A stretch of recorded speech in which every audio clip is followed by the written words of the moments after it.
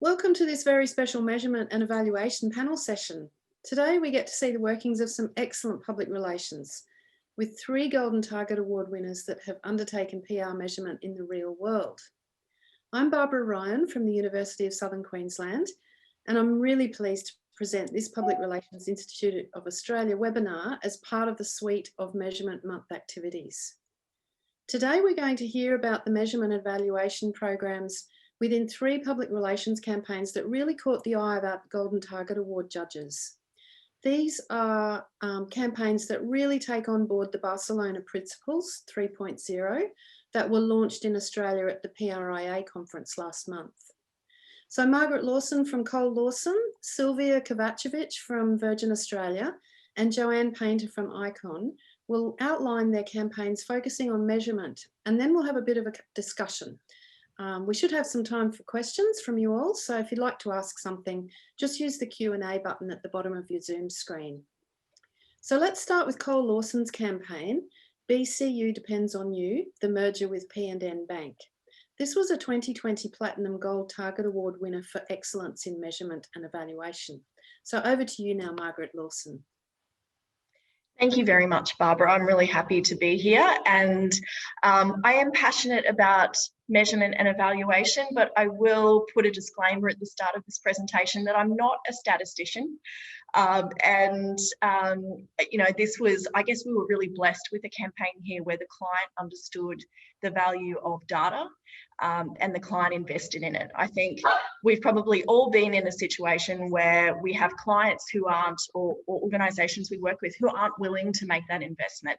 And I just wanted to say at the outset that I was very fortunate in this situation to have a client who saw the importance of measurement and evaluation. Okay, so over to our presentation. I am just sharing my screen now, and hopefully everyone will be able to see that. We're going to, because we have 3 presentations to talk through today, we're going to try and go for about 10 minutes. So this is going to be short and sharp, but I'm happy for people to contact me if there's anything they want to talk about offline. So first of all, we're going to talk today about the campaign overview, our approach to measurement and evaluation, and the lessons that we learned. So the campaign overview, to give you an idea of the history that we were dealing with this organisation, BCU is was a member-owned credit union that's based on the central coast of New South Wales, and as a result, most of the members within BCU are from regional and quite diverse communities. BCU is dealing with a situation where we had a rapidly consolidating credit union sector, and BCU wanted to pick a merger partner. It identified P&N Bank and very much wanted to get a merger over the line. The problem was that BCU had been created by a very savvy group of banana farmers about 50 years before, who had built a constitution that actively tried to prevent takeovers or mergers. So, okay.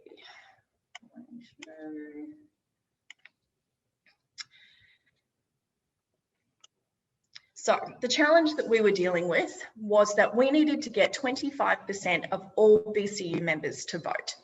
They have approximately 45 or so thousand members who are eligible to vote. And the benchmark for us was that at typical AGMs, we achieved about 100 people attending and about 100 people voting offline. So that was kind of our benchmark, and the reason that the client was incredibly concerned about trying to get approximately 10,000 people to show up and vote. Of those people, we needed to get a 75% majority, which basically means that there is very little margin for dissent and disruption. We started off by doing some baseline research, and our anecdotal feedback and the baseline research showed that only about 60% of people who said that they would potentially vote were supportive, and you can see the other stats there. So we had a bit of an uphill challenge. Okay, so numbers, let's talk numbers. Our approach to measurement and evaluation was to start by figuring out what we knew and what we didn't know. We were very fortunate to be working with a credit union that, like most banks, has a lot of member data and had a lot that we could make some assumptions based upon.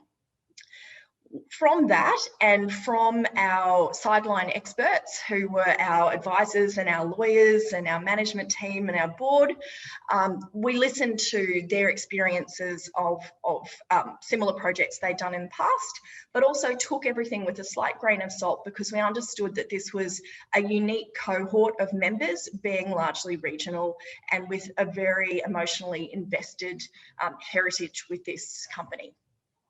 So based on that data analysis, we identified what we did and didn't know, and then developed research hypotheses and objectives.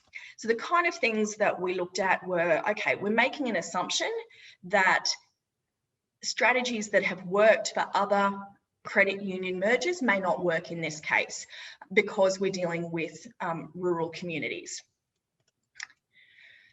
To test those initial assumptions, we did a computer-assisted telephone survey of about 600 members, and that allowed us to determine where we really needed to transition people from undecided or against the merger to voting in favour of it. We also looked at the likelihood of them actually participating in a vote so that we could determine how many people were actually likely to show up and whether we could get 25%. And from there, what the percentages look like.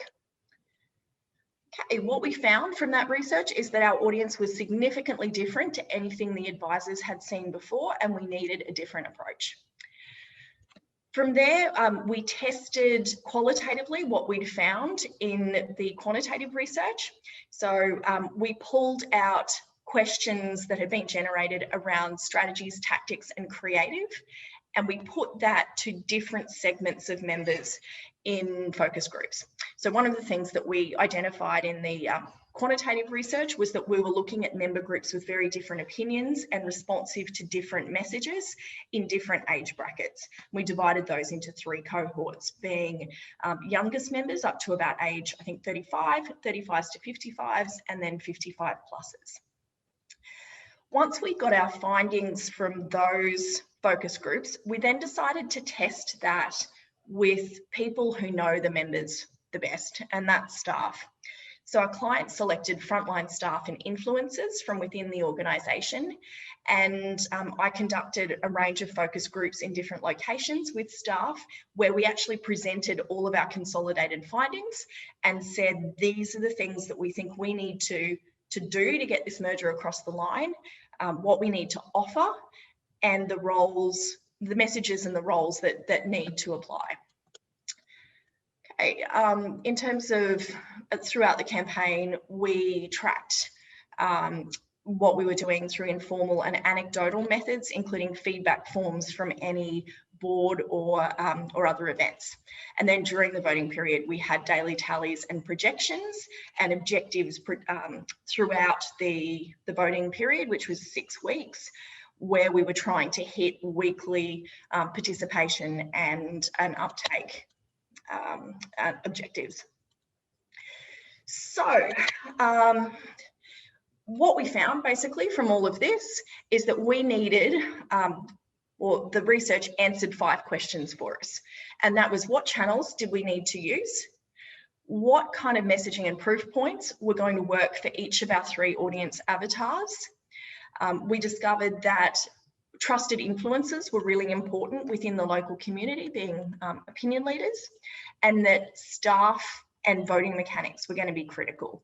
By that, I mean in-store activations and having the right voting mechanics in place, both online and offline, to make sure that, that everyone who needed to vote could vote. We then lobbied really hard with the client, basically said to them that if we couldn't get all of those 5 things right they were not going to get a yes vote. So in that way, having this data enabled the communication function to be able to really have a seat at the decision-making table and tell the leaders what the merger offer needed to look like. Okay, our result was that, as I just mentioned, we had clear decision-making and authority and the ability to lobby the client for things that we needed. And, you know, that's just an example of some campaign creative that we generated. And keeping in mind the research, the faces that you actually see in the campaign creative are all either prominent employees of BCU within the local community or local influencers such as business owners. We had a really, really massive campaign tactical plan that had different communities, different influencers, different messages and channels.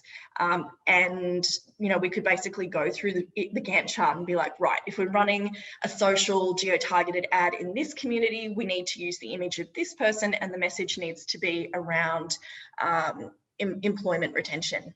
So really the research was able to be used at a really granular level.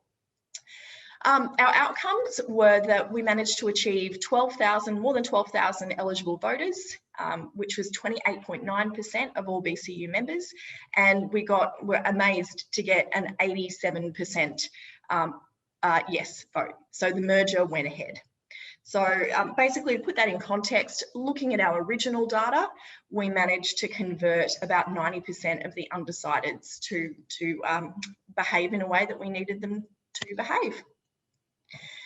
We then did an evaluation and found that those different factors, so that's our 5 different strategic pillars that I identified, were really influential in achieving those results. Okay, so in the last few minutes, I'll just talk about what the lessons were that I learned. Number 1 is that we had well-funded, well-executed research. And I'll mention in a moment that this is not something that I could have done by myself or my PR agency had the capacity to deliver. So what would I do again? Setting top-line objectives, I would think like I own the business. So it's not about, I think a lot of research focuses on attitudes and awareness, but it's about putting together attitudes, awareness, and behaviour and trying to look at what role each of those things plays statistically in achieving the desired behaviour. That means making the business challenge measurable. For BCU, that was easy because we had a 75%, 25% measurable business challenge. But for other clients I've seen, I'm working on a client at the moment that's launching an app. It can be more difficult. Like, how long is a piece of string? How many downloads do you actually need of the app? So in those kind of cases, taking it back to dollars and what the business actually needs to achieve is really, really fundamental. Okay. Breaking the challenge into chunks or steps, as I mentioned, to get to your why is really important. Research design, ask really big questions. Having the right research objectives are everything, and using multiple phases or an iterative approach, I think, is really important. So you can keep testing that you get the same or similar results with different populations and different methodologies. Utilising expertise is so important. I'll do a shout out to our research partner for this project, which was Jetty Research. They're based at Coffs Harbour. They're a local business down there, and they did an absolutely sensational job at guiding us on the methodology, how we could achieve statistical significance within the member population, and making sure that our objectives would result in actionable insights. This is the plan at the end that we used to evaluate, and that was developed before the campaign was up and running. So a really important thing, if you can, is try and figure out how you're actually going to measure success. And it's sometimes not easy to generate a causal outcome or to make a link for a causal outcome where you have something like open rates. You need to have different factors to cross-tabulate, and in this case, we looked at things like how many votes were submitted from an in-store IP address, the number of paper copies submitted, and trying to see where we could actually attribute causation in the behaviour that we ultimately saw. Okay. And that is the end of my presentation. So I don't know whether we're doing questions now or at the end. But we'll do the questions at the end, Margaret. Okay. So thank you so much for that. That was really interesting, and really it's so nice to see what we teach in universities is actually happening in the real world. So it's going to be really interesting to see how the member of investor relations M&E approach compares with the internal comms campaign that Sylvia Kovacevic from Virgin will take us through next. So Sylvia and her team won the Communication Campaign Gold Award for their campaign to make Virgin Australia staff safer at work. And their campaign was called When Safety Fails, Turning Don'ts into Do's. Thanks, Sylvia. Thanks, Barbara. Still trying to share my screen here now. Bear with me.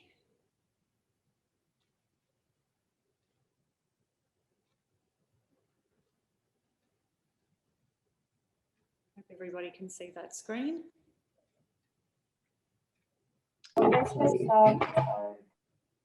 Fantastic, thank you. It was really interesting to see what your team achieved, Margaret. We had great big aims to do much of the same. We were a little constrained in the environment that we were operating in. So for some context, we rolled this campaign out during the height of the COVID pandemic, essentially. We have a very robust safety management system and a reporting system. So the safety management system has a number of pillars, of one of which is promotion, and we also track risk and check what's happening at the front line of the organisation, and that's primarily done through reporting. So we have a very robust reporting culture. On average, just for some context, we get about 40 to 40,000 reports from our frontline staff each year. So we're very proud of that fact.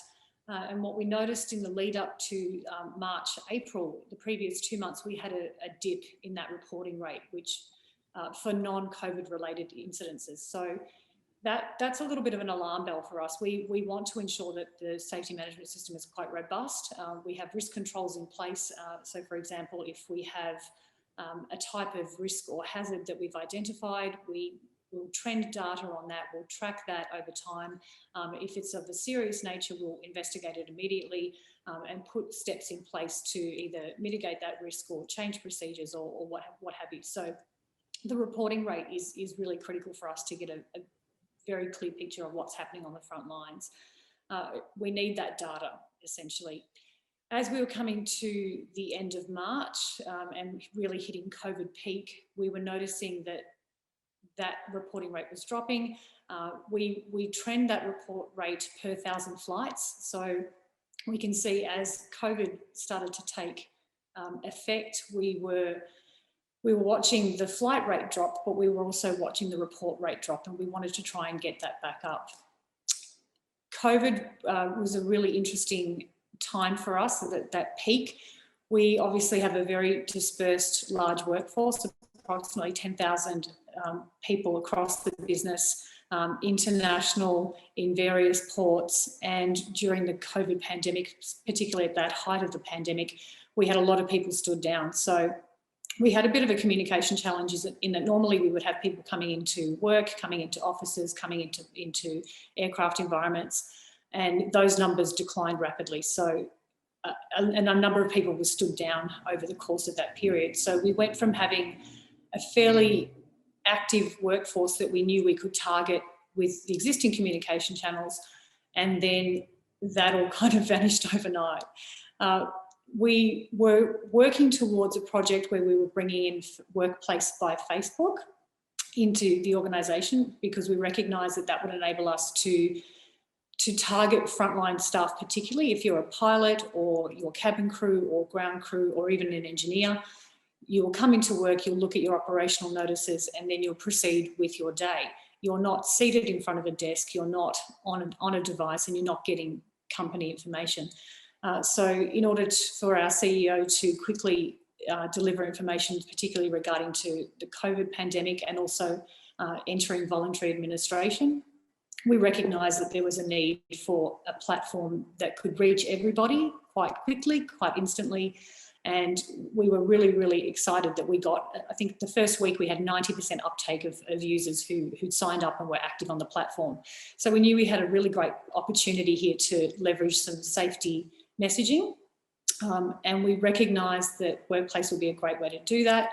Obviously, built-in analytics means that we could track what was happening in Workplace. We could also track what was happening in the Intellect's reporting system as well, and try and drive safety behaviours and encourage people to report.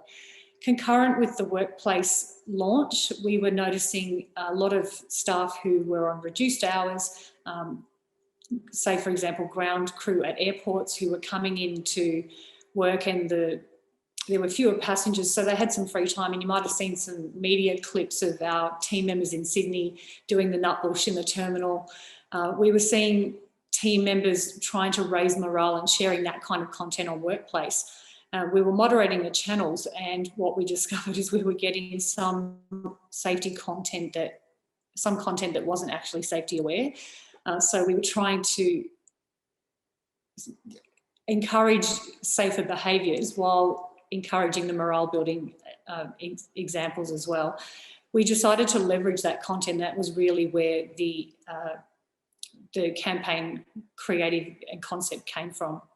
So we had a great appetite for it. It was a great opportunity to flip that content and align with key safety messages and then encourage some behaviours. So we decided we wanted to raise the profile of the safety page. When Workplace first began, we had a COVID specific page, but there wasn't a specific group-wide safety page that was really there to address other non-COVID related safety issues. And we wanted to raise the reporting rate. So with the research, we found that because we were internal, we had a number of systems that we could leverage that we used to get data and inform the campaign. Initially, we started off with interviews and scanning of the environment. So we had a chat to our safety, risk and quality team members. So we have regular meetings assessing risk within each division, and those team members are tasked with looking at the reports that come in for their division. They have their finger on the pulse in terms of safety and risk, and we knew what the issues were and what the hot sort of topics were from discussions with them. We were also able to pull out the reporting from the previous 6 months, see what the historic reporting hot button issues were, and then we were able to get some frontline team member response. So we had some interviews with frontline team members to kind of gauge what their pain points were, their perceptions around reporting and some of the historic themes that we discovered. We also did some scanning via informal channels. Prior to Workplace, we found that team members who were hungry for instantaneous information were going to their peers on various offline forums, and those discussions and what was happening there also informed our approach. We audited our existing communication channels and surveyed our team members for their audience preferences, and discovered that a lot of them found that communication, we were doubling up on lots of different channels, and they wanted one secure place where they could find content. They wanted really targeted content, and they wanted more video. We also went to our Oracle payroll system to look at the audience demographic data for those frontline team members. We discovered that pilots and engineers skewed more male and also slightly older, so Gen X and older. Cabin and ground crew, the gender mix was roughly even, but they skewed a little younger, millennial and Generation X. So we knew that those audiences would most likely respond to some video content, and that tallied with what we were discovering about our analysis of Workplace posts that had performed really well. So what we discovered when we conducted a thematic analysis of those posts is that very short videos performed quite well. We have a bit of a brand DNA for humour, so we thought that that would be a great focus as well. And we utilised some of the user-generated content that team members sent in or tried to have posted on Workplace, and used that to inform the campaign as well. So what we were looking for in all of that information was the intersection of key historic reporting trends, the safety messages we wanted to promote, and the user-generated content that was coming through.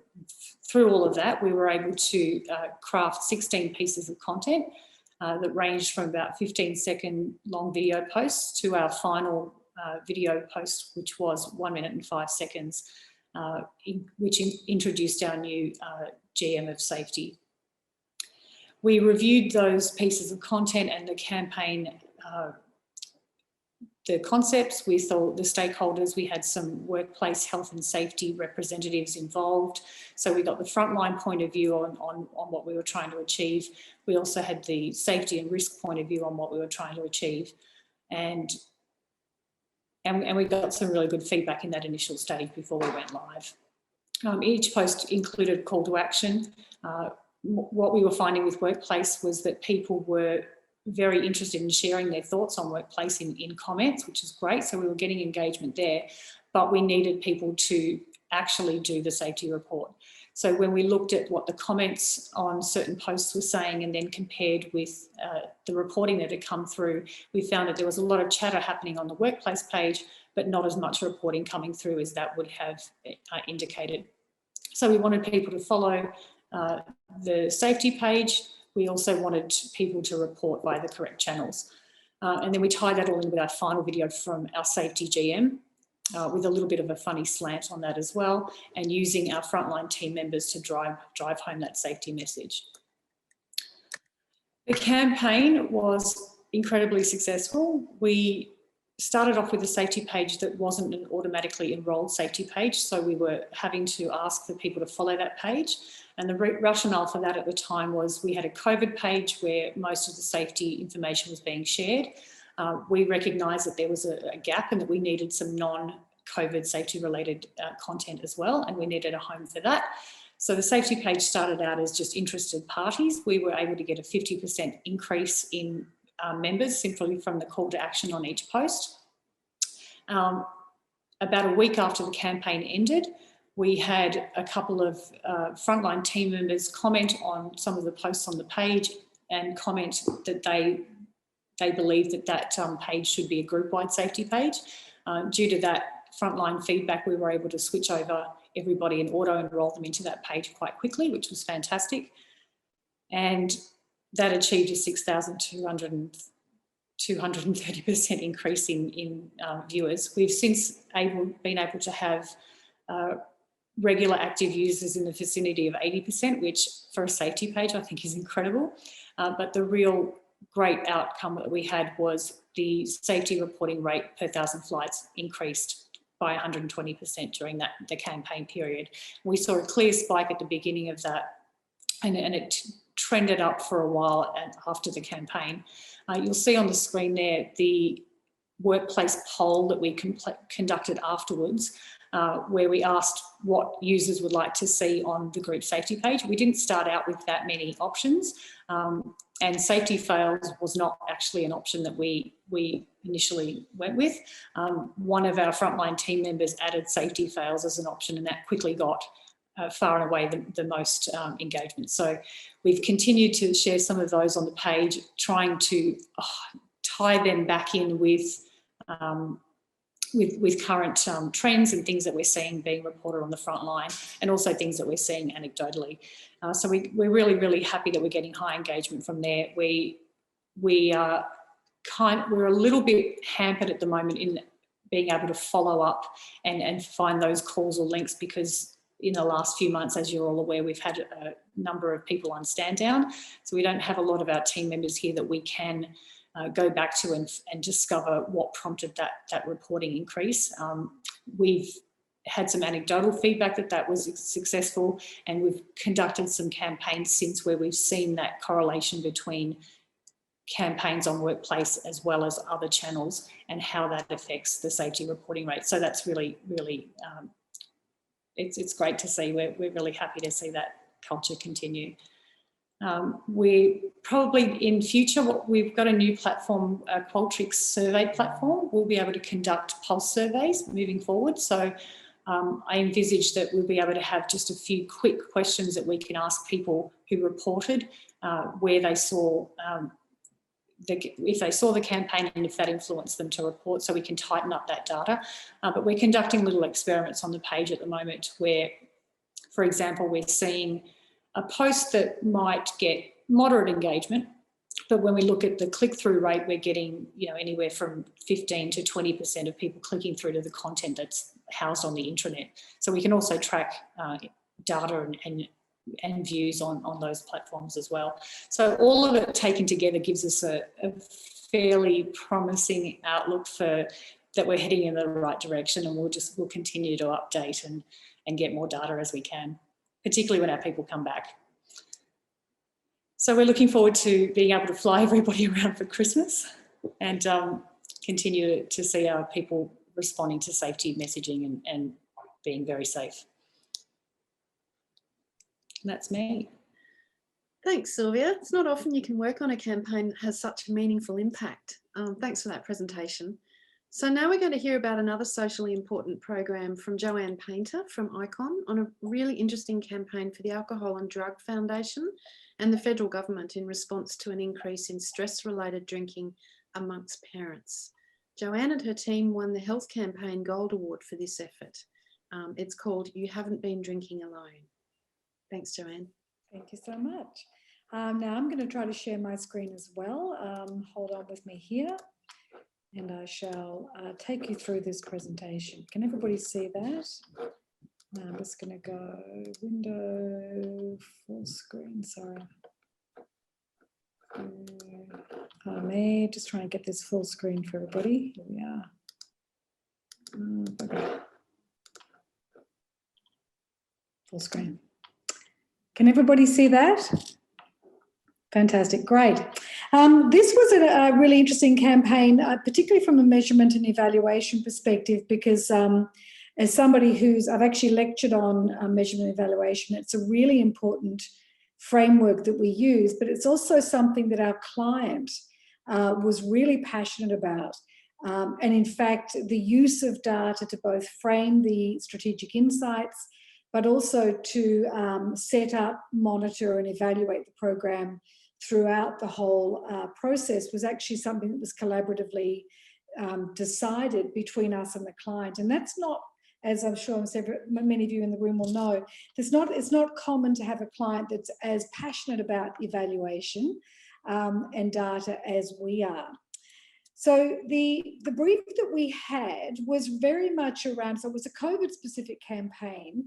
And again, data was the sort of impetus that led to our appointment. So early research or early data from the Alcohol and Drug Foundation was showing that there was pointing to a significant increase in what we call ISO drinking. So drinking behaviours during the first lockdown, the first COVID-19 lockdown. Our challenge though was, so we had two issues. We had to sort of quantify that data or quantify the issue, but we also were trying to communicate in a time when COVID-19 and anything to do with COVID was just saturating the media. So what we were able to do was to really work with the client very closely around building a data-driven campaign, not just from how we were going to measure and evaluate it, but actually from the very use of data to cut through the noise and to cut through, I guess, the saturation that was COVID. We were also very fortunate to be working with a terrific team called The Lab. They are a strategic research consultancy that do deep brand analysis. So, and they've become a really great partner of ours on other projects. They were that good. So we worked with them. We designed, I guess, a kickoff process, which was really around gathering data. And this data also helped us to set some of our SMART objectives. So all of you who have done Golden Target Award submissions, you'll know it's really critical that you have those SMART objectives defined and documented in the early stages of your program or your campaign formulation. And again, if you look at the AMEC model, those are also really important. So I do encourage all of you, this isn't just window dressing, it's around making sure that you have a scaffold around your campaign that allows you to not just be very targeted and strategic in how you formulate your campaign and implement it, but also again at the end, what do you measure it against, and are you measuring the right information? I think that's really important. So our data was great because it allowed us to quantify there is a problem, to understand where that problem was and who we might need to be targeting through the campaign, but also gave us a great data story to take to the media to launch the campaign. This, by the way, was an integrated campaign, which is what ICON is pretty famous for. We are very much a communications PR driven agency, but we also have a large creative team and digital teams. We've brought on board a media planner, we have a strategist. So we operate and think like an advertising agency, but with a communications and PR framework. So it means that we're data centric, we're outcome and output driven, and we do bring that communications thinking to what can often be very sort of one-dimensional campaigns. So in terms of the strategy we employed, we really looked very closely at our target audiences, again, using data segmentation, using audience profiling to really understand who we're talking to. And from those insights, we actually had this really great insight for the campaign, which was that parents are much more likely to listen to information, health information, when it's coming from a trusted source. And that they are also more likely to act when they believe it's impacting their children. So if you put those two together, what the creative directors came up with, I thought was a brilliant idea, and it was really powerful, which was to get children basically taking on the behaviours of adults when they're drinking and celebrating. And this was really close to home, because whilst I've got slightly older kids, at the time, most of us, I'm sure, were doing, doing Zoom meetings with friends and family at the end of the week, having a glass of wine, joking about, ISO drinking. So we were tapping into the cultural zeitgeist with this campaign, but flipping it very cleverly around and putting the words in the mouth of babes. So the children in this video, these were all kids that we recruited for the campaign, and they're using the exact language that we'd researched and found that was, circulating through social media on memes, like sucking back a cold one. And, we turned those all around and used them in a really both humorous but also deeply impactful way of actually using that data and that insight to shape the messaging of the campaign. So that creative big idea was really very much around, when you're drinking during COVID, you're not drinking alone. If you're drinking in front of your kids, they're watching and picking up your behaviour, and they're normalising drinking. So this became a really very simple sort of premise, but also an incredibly powerful premise that allowed us to both get enormous impact for the video. Last time I checked, it's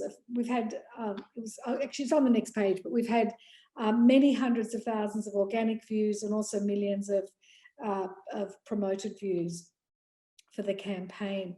Again, getting back to measurement and evaluation, one of our key measurement metrics we use is to look at not just a single channel, but we measure and evaluate our campaigns across what we call our EPOS model: earned, paid, owned, and shared. So it's really important that our media partners are feeding in their data into our paid strategy. Our PR team is feeding into the earned strategy, and we're working really closely with clients and stakeholders on the owned and shared channel strategies to again capture, analyze, and use that data through the campaign to make sure that we're optimizing each of those amplification channels. So in terms of execution, it was quite a simple campaign. We had some fantastic content, but it was also around the intersection of those the earned, paid, owned and shared, and the use of data to really launch and amplify and cut through. And then we had multiple, I guess, stages where we released, whether it was a really cute meme, whether it was an influencer type approach throughout the 3 or 6 week campaign. It's getting a few months on, so as you can imagine, we move on. But we were lucky that we had a reasonable, actually quite a large paid media budget as well, but also that we had PR working to get that earned media through public relations. So in terms of results, the campaign was one of the best, probably the biggest the ADF has ever done.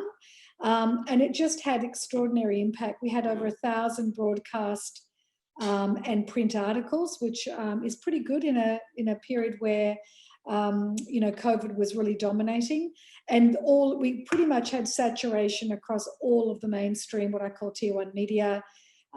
We had a reach of 152 million.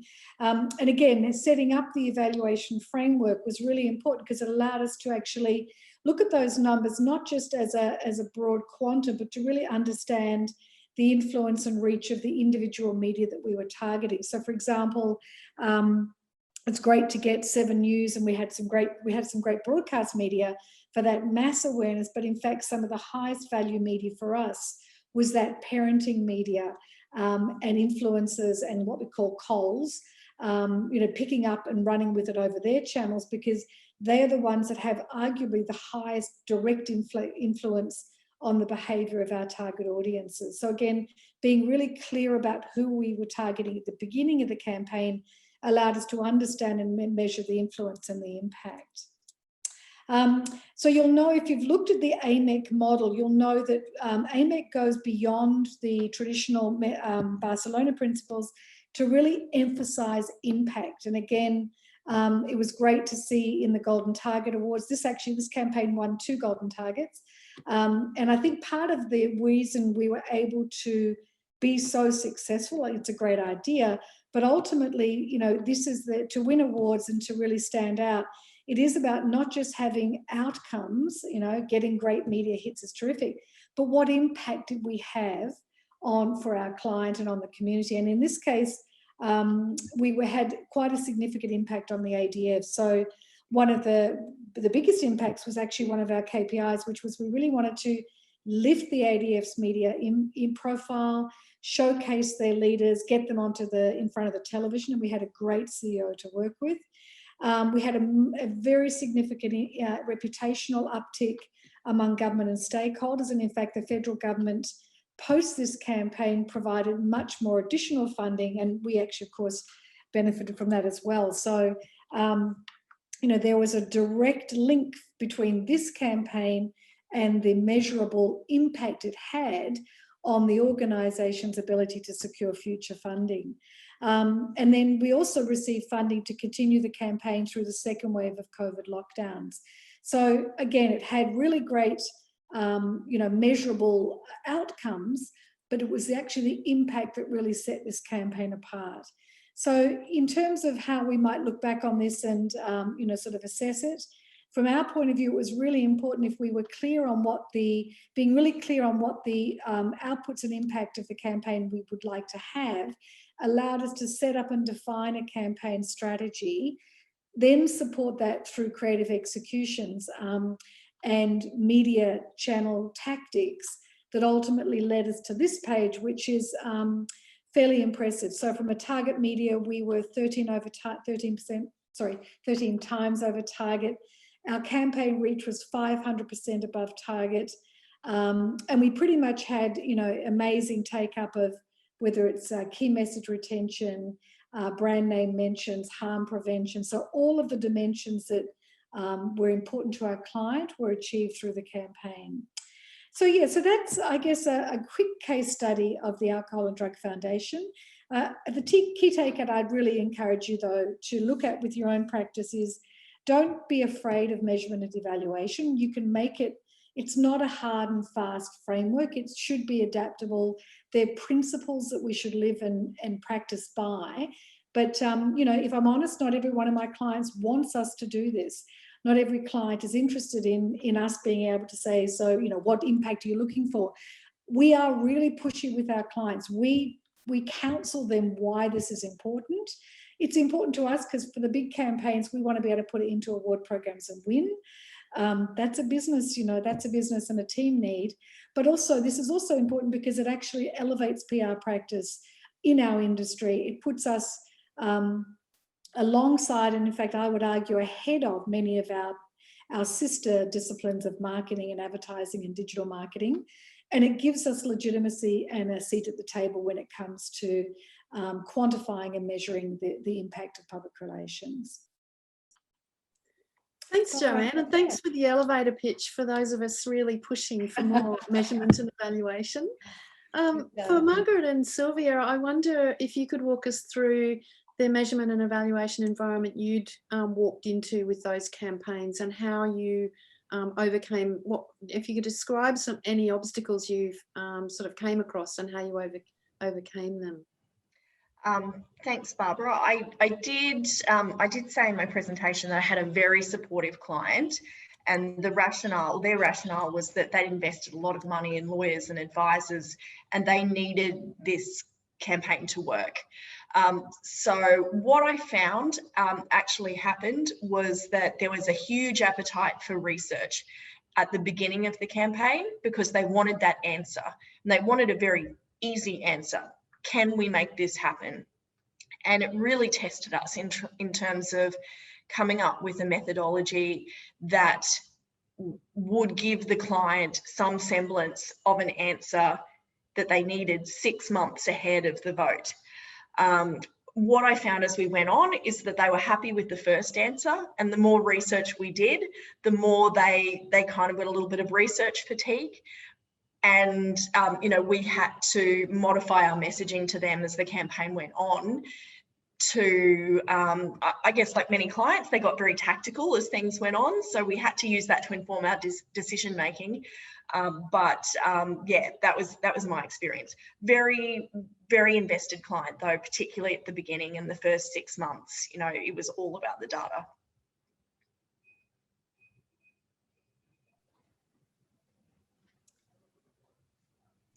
Sorry, bingo on that one.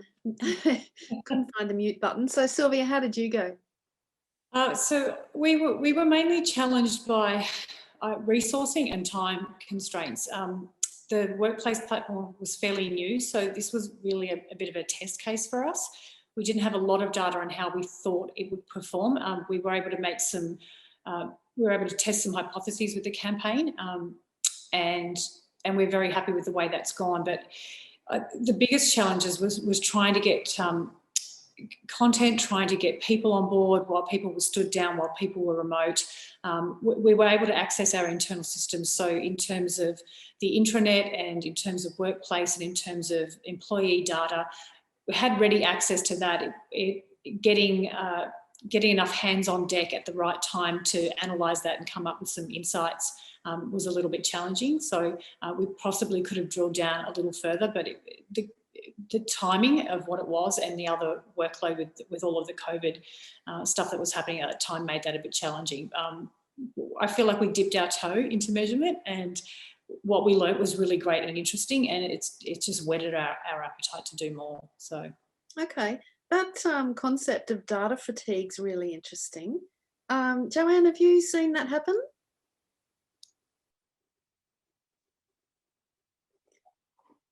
Just need to hit your mute button, Joanne. Sorry about that.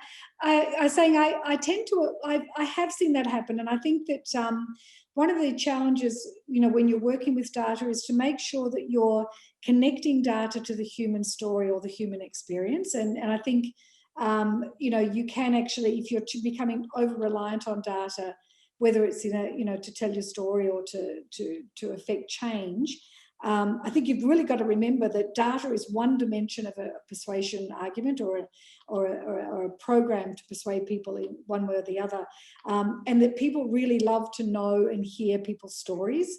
So if you can use data in a human-centric form, I think it can have better impact. Okay, well, we're really interested to hear some questions from the audience, and I'd be really interested in hearing some questions from some students. So please don't be afraid to ask what you think might be a fairly basic question about research and evaluation. But while we're waiting for some questions, I'm just wondering if you could all have a think about and tell us about how your research helped you with prioritisation in all the different aspects of the campaign. Sorry, were you asking, was that for me? Yeah, if you go first, Joanne. Sorry. Yeah. So the research for us was really foundational. And in fact, we almost always conduct extensive discovery and research for every one of our campaigns. It's pretty much, it's a discipline that, you know, is fairly standard across public relations. So for us, the research, we did a combination of desk research, so analysing, working with an organisation like the ADF, they've got extensive data and research already. We then did a lot of, separately we did some focus group, some focus group, and so qual and quant testing on research. That was done by the lab, our research partner. And then the third dimension was really to run the public survey or the community survey around drinking habits. So each of our qual and quant research activities were more designed to inform and shape our thinking, where the survey data was really to give us a clear lead on not just who we were targeting, but more what are the specific behaviours that we are targeting through public relations. And it gave us a platform, a really fantastic data platform for pitching. So it was interesting that research had both a shaping role in terms of shaping our thinking and strategy, but it was also a driver of our media relations approach. What about you, Sylvia? Yeah, the data was really formative in us understanding what was happening on the front line, for starters. We wanted to know what behaviours people were exhibiting. We could see some of that through the reporting. We were also, so we were doing qualitative and quantitative analysis through the reporting system, but also anecdotal and focus group interviews. So frontline people, particularly those people who knew what was happening from a safety perspective, were key. And that was really great because, like Joanne mentioned, it put a human face to what we were seeing in the data. So it's all well and good to have, 300 reports that come in on X issue, but what were the human takeaways from that? What were the things that people said when they reported that? What were their perceptions? So we were really interested in pulling out that kind of information so that we could really get into the heads of the reporter and the people who were exhibiting those behaviours. What were they thinking? Why were they doing that action? How could we make that perception, how could we flip that perception on its head and kind of make it a little bit absurd? Or how could we tie in what we were seeing coming through the contraband kind of workplace posts that people wanted to share? And one of the really great ones was just a very, very simple video of one of our team members. She'd taken her shoes off. She was in the full Virgin uniform. She was a ground crew team member in Sydney, and she's out of frame, and she slid into the video and she's tried to do the risky business move and fallen on her face. And so we took that and thought, this is brilliant, because at one point the reporting showed us that we had a historical trend of carpets lifting up on board aircraft. So we took that, we put the risky business music on top of it. We showed it the first time around, and then the second iteration of that, we froze it at the point where she's just about to tip over, popped a little thought bubble up that said, trip hazard, ? And then continued the video while she fell. And at the end of that, it was should have reported sooner. We tried to find instances of behaviours out online that we could flip that way and show the absurdity of something happening, versus if you report that first, you might not come unstuck. So the data showed us a lot of those great instances and perceptions, and we were able to marry that up with the user-generated content that we're seeing and flip them successfully. So very, very, very useful. Margaret, how did the research help you prioritise a few things in your campaign? I mentioned, Barbara, in my presentation that we had 5 non-negotiables that the campaign strategy was based around. I would say that the research gave us clarity on what the strategy needed to be. And then within that strategy, it gave us the authority to recommend investments and execution of different tactics. Something that, you know, I always find with PR and marketing clients is, particularly when you have a big group like in a merger, you know, you can have up to 20 decision makers and opinion leaders within the organisation and its advisory groups. There are so many opinions out there, and you'll have people not agreeing about, oh, I think we shouldn't spend that money on this and we should spend it on that. And what I found is that it gave us the authority as their advisors to say, and I use these words all the time, the research tells us X. So you can instruct me to do something different, but I'm telling you that the research indicates that we should do this. Question for Sylvia. Can you share how you conducted the thematic analysis of your workplace app by Facebook posts? Was there a large volume of posts to analyse, and did you use a text analysis program for that, or? No, we didn't use a text analysis program. We simply exported the data that we had from Workplace. At that time, I can't recall the exact figure, but there weren't that many posts that were safety related that weren't COVID related. So we were able to simply look through posts to see which ones got the most engagement, see the types of posts, and it was a very simple internal exercise. Statistically, we probably didn't have enough data to have that be particularly robust, but it gave us some good insight in the early days. Okay, and what advice do you have for someone who's wanting to get better at measurement and evaluation? So we'll start with you, Margaret. Don't forget your mute button. I was just exclaiming to myself, wow, where do I start? Look, I would think that, you know, looking at the AMEC grid is a really fantastic place to start. I think that sometimes mirroring examples is a great way to apply what you're doing with your organisation or your client in a really robust way.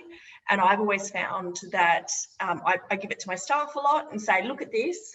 Look at how they've defined the objectives for the client that's the sample client in the AMEC template, and then see how you can provide that same level of objective, you know, quantifiable, you know, information and apply it to your client. So I would say that's a great place to start.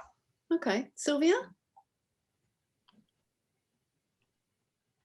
I'm sorry, I missed the question.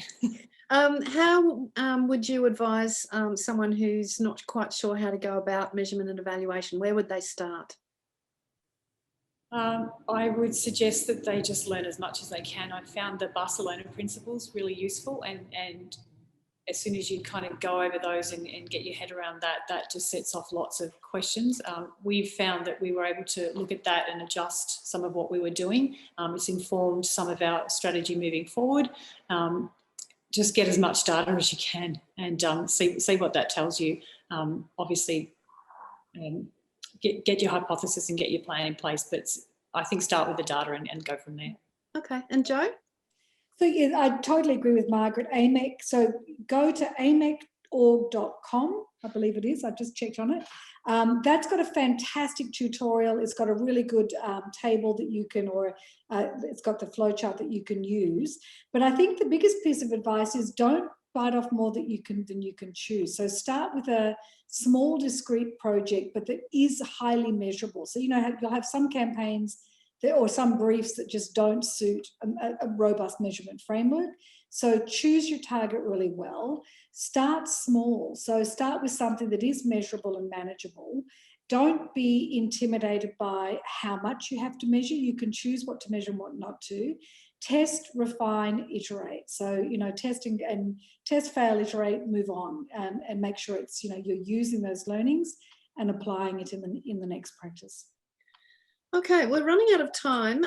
There is another question there. So if while I'm thanking you all, you might be able to hop on and perhaps answer that question for Taylor about how you decided on your initial goals. But thank you all so much for coming. It's so helpful to be able to see the application of measurement and evaluation in real life and across such different campaigns with different publics and different organisations and environments. So thanks again. Hope to see you all in the awards next year as well. And thank you all for coming to watch our group of panellists. Thank you. Bye-bye. Thank you. Bye. Thank you.